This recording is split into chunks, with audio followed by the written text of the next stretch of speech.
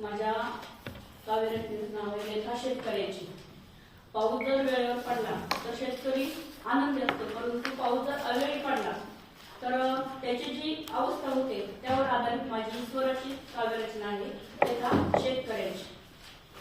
कस पाहू मी सपान शेतातल्या या पिकाचं, कस पाहू मी सपान शेतातल्या या पिकाचं, नियतीचा खेळ सारा मांडण्याआधीच मोडतो, नियतीचा खेळ सारा मांडण्याआधीच मोडतो.